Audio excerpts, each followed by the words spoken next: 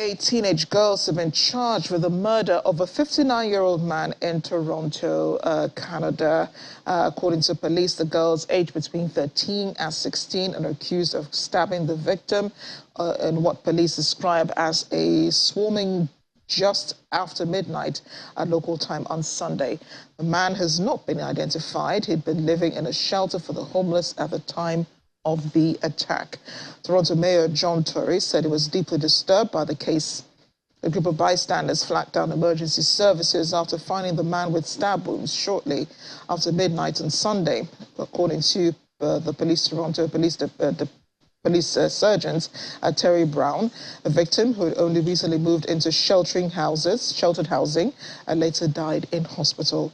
The girls, whose identities are protected under Canadian law, were arrested near the scene of the attack, and a number of weapons were seized.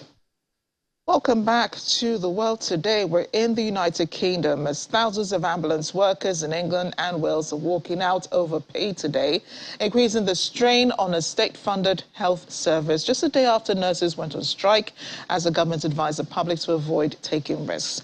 The government said the deeply regrettable strike would result in fewer ambulances on the road, with only the most urgent life-threatening cases such as heart attacks prioritized. An independent pay review body has awarded more than 1 million NHS workers a pay rise of at least £1,400, equating to an increase of at least 4% for most ambulance staff. That's according to the government. But unions have asked for a rise above inflation, which stood at 10.7% on the consumer price measure in November. The NHS consideration, which represents national health service organizations, say the strike risks patient safety in the end.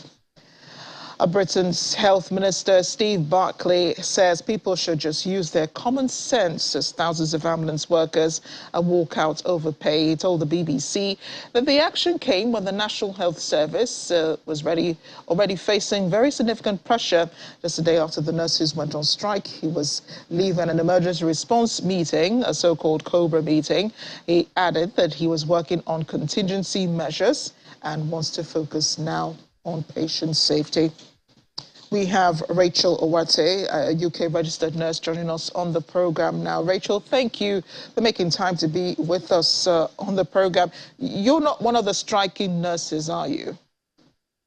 Well, I'm not actively striking, but I did vote to strike. Yeah, I understand, the solidarity that you have, with the other nurses. And how bad really is it, for nurses in the UK that you have to make a statement, have to get the government to listen by going on strike? Well, like you rightly said, the only way the government can listen is if we go on strike. And that's why we decided to go on strike. And we're really underpaid, we're really undervalued. And yes, we're quite short-staffed and nobody's looking into it. And the only way the government can know that these things are happening in the NHS is by going on strike, which is the right thing and which is what the nurses did. So what is really the real problem? Is it a shortage of staffing, or it is, increase in pay that the nurses want? Okay, so there's a lot of things the nurses want. They want most of all, they want an increase in pay. Nurses are really short-staffed. We're really, really, really short-staffed. And yes, that's one of the things. So it's the pay and the short-staffing that we're looking at, yeah. I know you were once in Nigeria, so I know that you can relate, with these strike actions. Nurses, not nurses though, but doctors are going on strike, and people are very concerned about patient safety, who's attending to the patients. So right now we know that there are still some services going on in hospitals, but from your perspective, how much of an impact is that having on patient safety at this time? Well, I would say the patients are still safe. They're quite safe.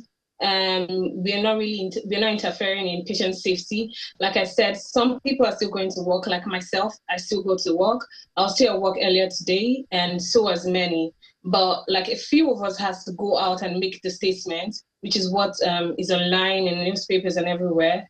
But other than that, some of us still has to stay back and work and do the work while the others go and go out here. So to the governments, the nurses and the health workers are being unreasonable. They're saying they cannot afford to increase pay. They're saying they cannot afford to employ more people.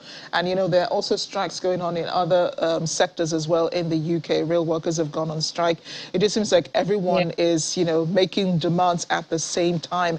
And the government says it's quite unreasonable at this time. Do you feel that the nurses are being unreasonable? Do you think the government is probably being untrue, you know, when it says it cannot afford to increase your pay? Well, from the nurses' perspective, I would say the nurses are not being unreasonable. We deserve to be paid well. We deserve to be valued, which is what the government don't see. And yes, that's it. There's an inflation in the land currently. There's high rate in everything. The bills have gone up, water bill, electricity bill. If you're quite aware, this is winter, so the electricity bill has really, really gone high.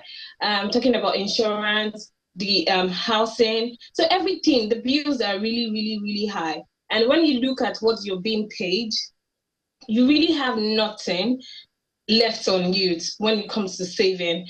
Like, it's really that bad. You really have nothing to save. So you have to do like extra shifts, extra hours for you to be able to get something to save yourself, which is really, really, really bad. So I would say the nurses are not being unreasonable. They're not being unreasonable, yeah. Yeah, so working long hours, of course, impacts on your mental and your physical health because you're working longer hours than necessary. That is quite understood. But would you say it was a lot better during the COVID pandemic? Because then the UK really needed a lot of health workers. A lot of people did offer their services. And you currently have, you know, a lot of migrants who are also coming to the UK, many of them also heading towards the health sector. Doesn't that provide some relief? Or let's begin with, you know, when you compare what's happening now with during the COVID pandemic, during the pandemic, do you think that, you know, it was better during the pandemic and now it's because the nation needed your services, and now that it seems the pandemic is over, they're sort of kicking you to the curb? So during the pandemic, I wasn't here, so I was not a nurse here. So I might not be able to, I will not be able to do the comparison because I wasn't here. But for people who worked during the COVID and now, they would say it was really hectic during the pandemic because there was a lot of staff not coming to work because they were sick. They were really, really, really short staffed during the pandemic compared to now. So I wasn't really there, so I would not be able to really buttress on that. But for now, I would say now that the present time, which I know, I would say we're still really short staffed. So how much more during the pandemic? This is a real catch-22 situation. I do understand, you know, your perspective. I mean, and then of course the holidays are coming, so you'd even need more staff. If people are working longer hours for less, that does in fact impact, you know, not just on their mental health but also their physical health. Rachel, thank you again for speaking with us. Appreciate, you know, you're taking the time and the risk you're also taking speaking with us here on Channels Television. Okay, thank you. Well, we spoke earlier about the UK's health minister and his comments, you know, on the current situation with the ambulance workers going on strike today. Well, he said that the action came with the National Health Service, comes as the National Health Service is currently going through very significant pressure. Nurses began their strike yesterday. Last week, they actually went on strike for about 2 days. Here in Nigeria, we'd call that a warning strike. And then this week, they were back on the streets, picketing government places in front of their hospitals, once again calling attention to the situation. Mr. Barkley says that you know, there's a lot of significant pressure the health service is currently facing in the UK. We're all tangled up with it. I think just use their common sense. The system will be under very significant pressure today. I think people can see that in terms of the fact that the trade unions are not covering all of the urgent calls, which themselves, Category 3, can become very serious. So we're just saying to people to have that in mind in terms of when they're considering what activities they do today.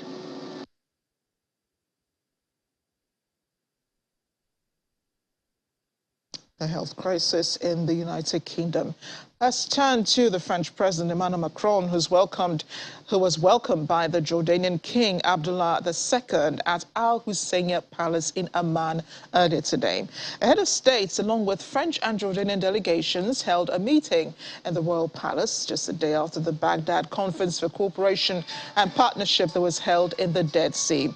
During the meeting, Jordan's King Abdullah voiced his gratitude to France for its efforts in the region, while President Macron stressed the importance of the Iraq summit. A meeting in Jordan organized by France and Iraq aimed at supporting stability in Iraq and the wider region, where Tehran and Riyadh, the leading Shiite and Sunni Muslim powers in the Middle East, have backed opposite sides in proxy wars from Yemen to Syria and elsewhere. So I only see that the relationship between our two countries are growing by leaps and bounds, and I wanted to thank your leadership for that and how you help us. Obviously, we discussed the challenges in Iraq and Syria and Lebanon, also the issue of the Palestinian process. But again, your role in being able to focus on the issues and the challenges that we have has been of tremendous help. So, Monsieur le Président, I welcome you back to Jordan. Very grateful for the friendship and the relationship and the special role that France plays in my country and the region. Thank you. I think it was an actual success, and in this period of time, your convening power and the ability to gather all these countries around the table and then sharing the same agenda, framing the discussion in the region and supporting the Iraqi sovereignty and the different prospects was extremely important. I want to thank you and congratulate you, because I think it was not a done deal, and a few months ago a lot of people probably doubted about the collective ability to organize such a conference, and you did it. So thank you very much. Australia's Foreign Minister Penny Wong has met her Chinese counterpart Wang Yi in Beijing following messages between their leaders. The two major trading partners are seeking to stabilize frosty diplomatic relations. Ties between Australia and its biggest trading partner have deteriorated in recent years, with China imposing sanctions on Australian exports after Canberra called for an international inquiry into the origins of the novel coronavirus. We've continued to put the view that we are able to grow our bilateral relationship and uphold our respective national interests if we navigate our differences wisely. And that is the challenge for this generation, is to navigate those differences wisely. I did set out our positions on issues which I know are so important to Australians and are important to the government. Relevant consular matters, trade blockages, human rights, as well as regional security, international security, and the norms and global rules which underpin our prosperity. We have agreed to maintain high-level engagement, and we've agreed to further dialogue in a range of those areas. I've previously said in relation to the CPTPP, our focus is on the current UK accession and any economy that sought to join the CPTPP would need to ensure that all parties to the agreement are confident that it could meet its very high standards. Female university students in Afghanistan have been turned away from campuses after the Taliban-run administration said women would be suspended from tertiary education. That decision to bar women was announced on Tuesday evening in a letter to universities from the Higher Education Ministry. A bar on women students is likely to complicate the Taliban administration's efforts at gaining international recognition and getting rid of sanctions that are severely hampering the economy. The United Nations Assistance Mission in Afghanistan has asked the Taliban-run administration to immediately revoke the decision. It's also urging the authorities to reopen girls' schools beyond the 6th grade. Back here in Africa, South Africa's President Cyril Ramaphosa has been re-elected as the African National Congress president for a second term as the party's 55th National Conference against main rival former Minister of Health, Dr. Zweli Mkhize. The country's economy has been struggling even before the COVID pandemic, and the governing party's new leadership has a challenging journey ahead with the country's high unemployment rate, ongoing power shortages and corruption amongst the key areas they need to focus on, especially with national elections coming up in 2024. Our South Africa correspondent Brian Pugeni has more. President Ramaphosa's re-election as the leader of the ruling African National Congress comes at a time when the country faces poor delivery of basic services that led to its worst election results in history. He once again outlined some of the economic challenges which lay ahead and need to be tackled. If the ANC is divided, it will never be able to build an economy that can create jobs.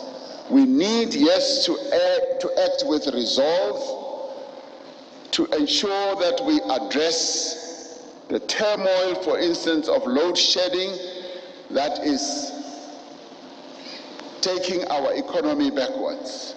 We also need to remove the obstacles to faster economic growth and job creation.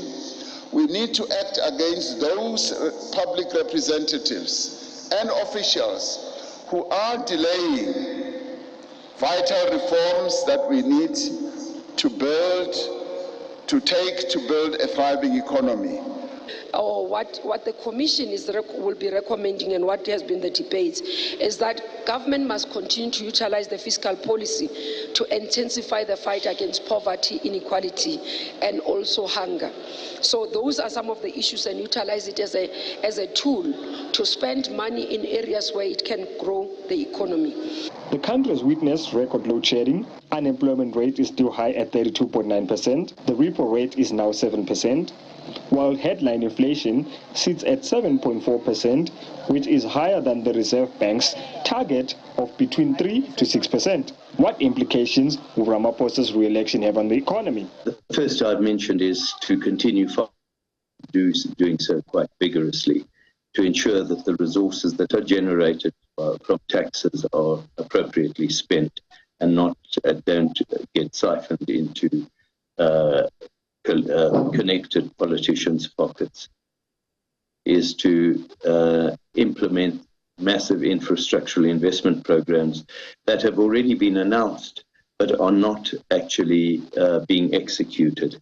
There is a massive opportunity for South Africa to turn around its economic fortunes by embarking upon these programs. The magnitude of these programs is huge and could make a tremendous difference, not only to potential service delivery, but immediately in terms of job creation and economic growth. And this could if it succeeded, end up in a virtuous circle of higher economic growth and more investment generally. I will imagine that there will be some moments of reflection in terms of how do we improve from the successes that we've seen, but more importantly, how do we continue to get the whole country to rally behind these reforms that the president has initiated and has undertaken. Hopefully, those reforms will not be stalled by the president's Phala farm theft scandal, which still hovers over him, beyond the ANC's conference, which didn't make room for it to be addressed for now. The rand rallied by about 2% when the announcement of Ramaphosa's re-election was confirmed, and some say this is a clear sign that this is what the economy needed.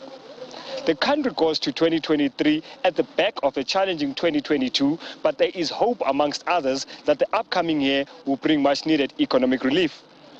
From Johannesburg, South Africa, Brian Pugeni, Channels Television News. Bilateral relations between Nigeria and Germany received a boost with the repatriation of 22 Benin bronzes to Nigeria from Germany. In a ceremony in Abuja at the Ministry of Foreign Affairs, the German Foreign Affairs Minister Annalena Baerbock recited Germany's commitment to righting the wrong of taking and keeping the Benin bronzes over the years, a sentiment re-echoed by Nigeria's Minister of Information, who used the opportunity to urge the British Museum to return 900 Benin bronzes in its custody. Event, which was held in 3 sessions, gave the Nigerian and German ministers of foreign affairs the avenue to discuss issues of mutual benefit to both countries and address front-burner issues on Nigeria's war on insecurity. Our correspondent, Kayla Megwa, has more. The repatriation of 22 Benin bronzes to Nigeria by the German government is a mission many years in the making, culminating in the ceremonies planned here at the Ministry of Foreign Affairs in Abuja. To kick off the day's events, the German delegation at this roundtable discussion is led by the country's Minister of Foreign Affairs, Annalena Baerbock, and she restates Germany's commitment to strengthen bilateral relations with Nigeria. We really applaud your engagement for the security of the people.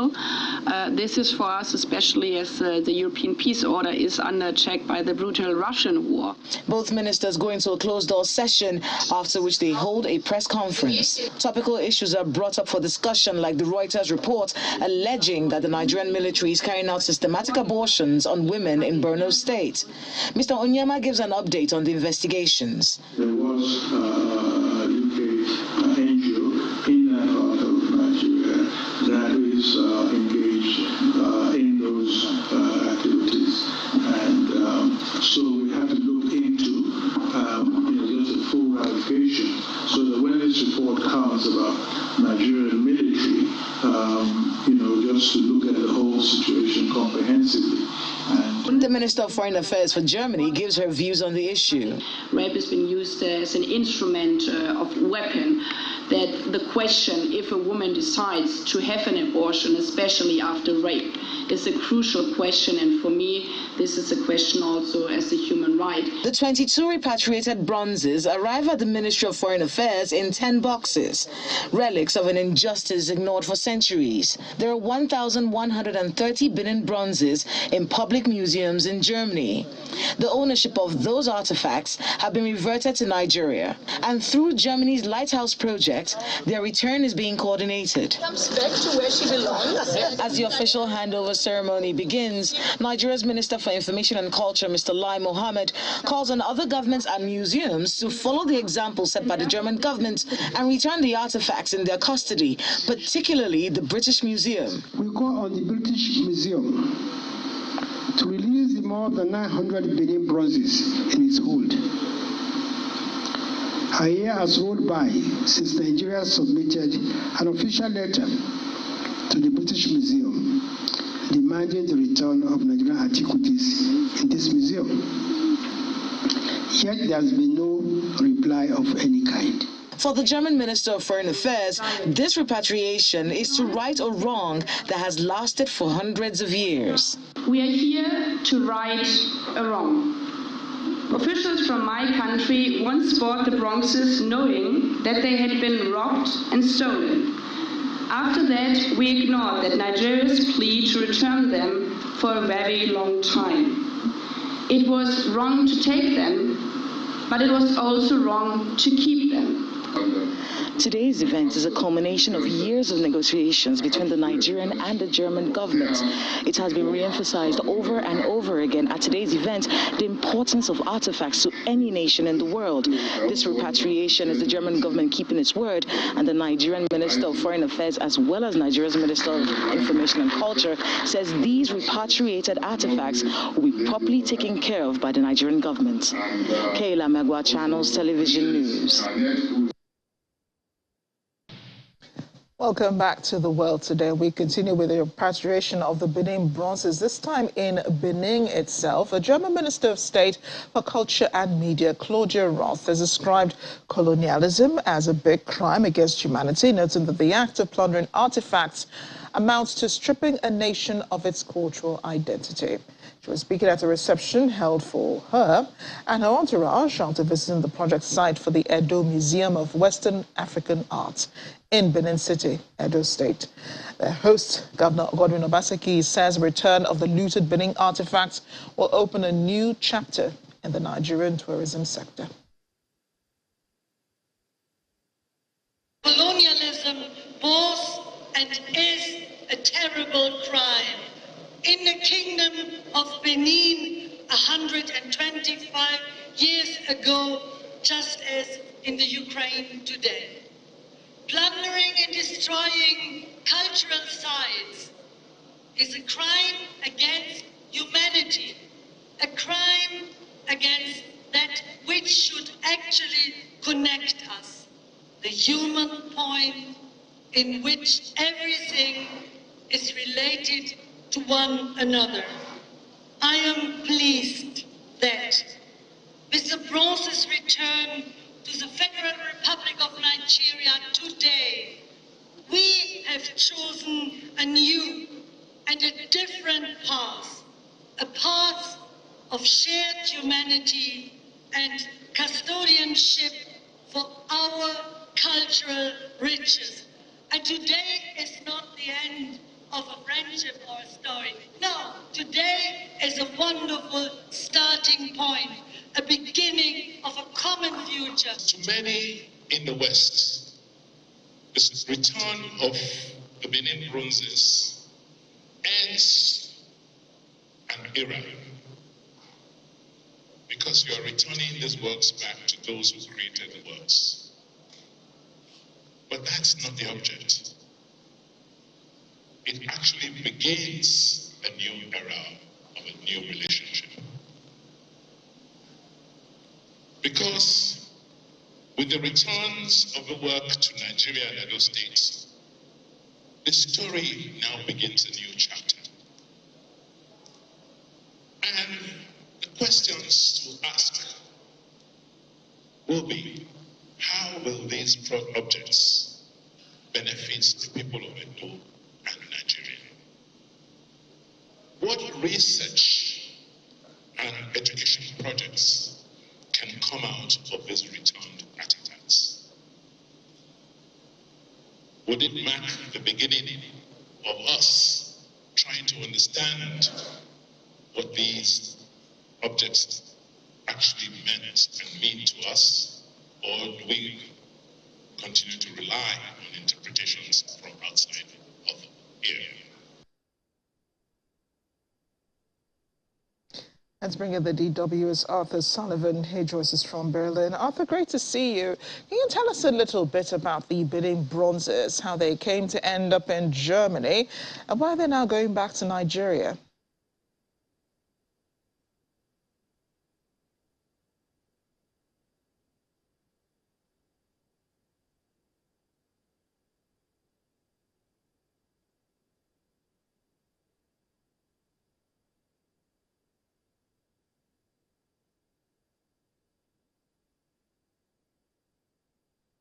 So the Benin bronzes is a collection of thousands of sculptures and metal plaques which decorated the royal palace in the former Kingdom of Benin, going back as far as the 13th century. Now that kingdom is located in what is was located rather in what is present-day Nigeria.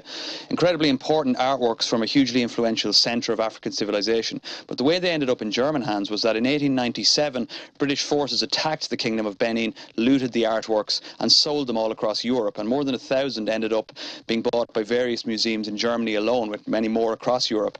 Now for decades there have been campaigns to have these artefacts returned to their countries of origin, and the Benin bronzes is a very important case in that regard, and the government in Germany has come fully on board behind campaigns to have them returned. And at that ceremony this week, which you mentioned, the German foreign minister spoke of righting a historic wrong and in fully owning up to Germany's role in buying these artworks from the British, and also rebuffing attempts to have them brought back to their country of origin for more than a century.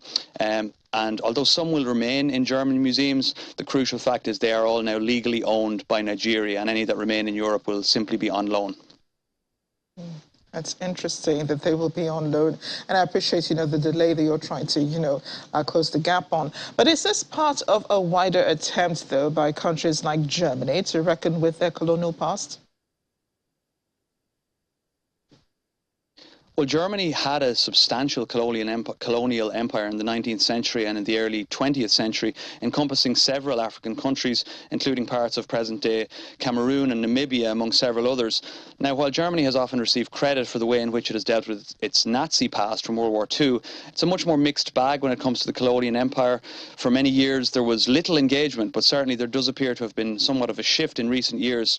For example, just a few weeks ago, we saw some streets in the German capital here, Berlin, were renamed named due to their links with figures from the colonial past.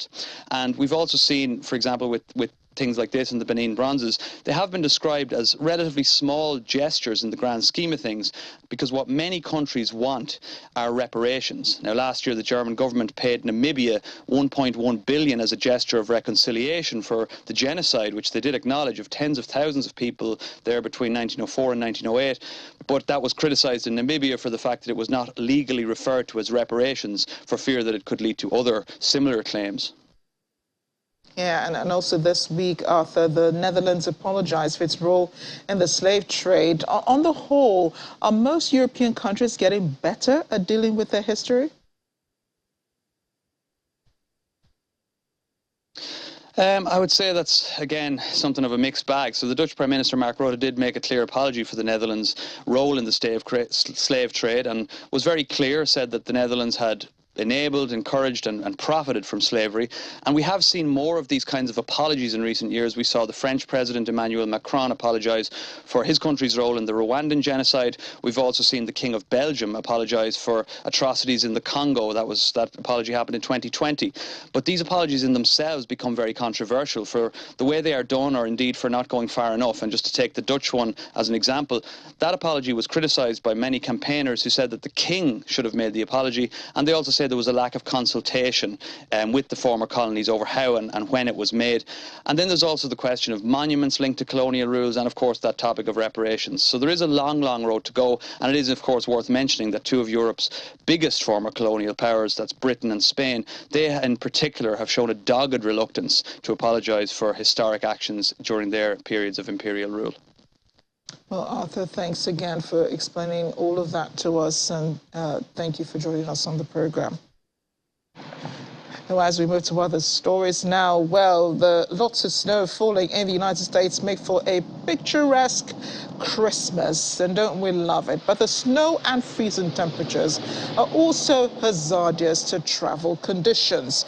Road crews have been out working to keep the streets and highway clear for travelers across the United States. And you have incidences like that, cars skidding off the runways, skidding off the roads, the highways, and the highways being slippery because of snow, and sometimes the melting snow even more hazardous than just white snow falling. And then other hazards as well.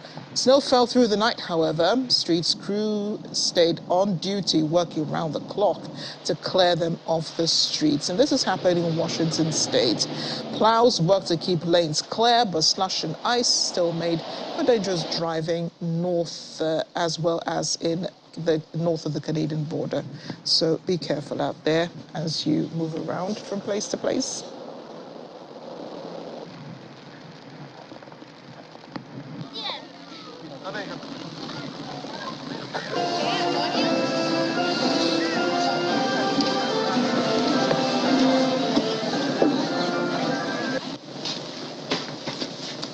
And Christmas is in 4 days, depending, of course, on where you're counting from and whatever part of the world. And it's not only children who have wishes for Christmas. Santa has some of his own. He says his own Christmas wish this year is for people to show love and empathy and to help those in need. Simple, right?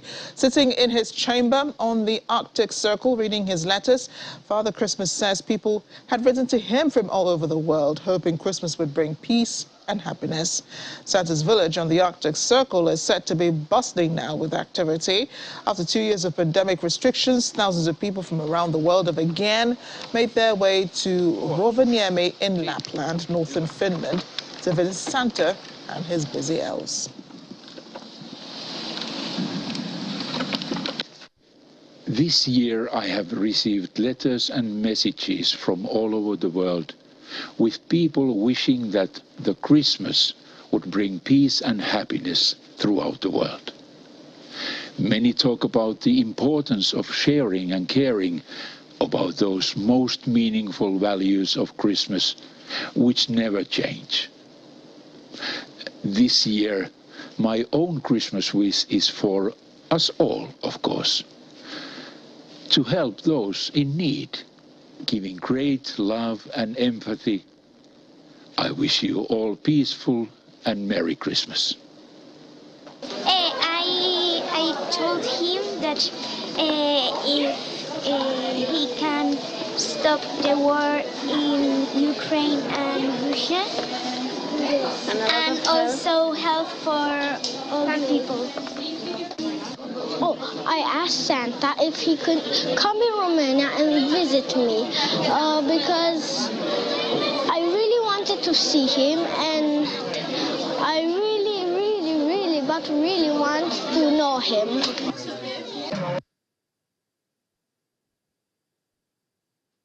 Children are so innocent, aren't they?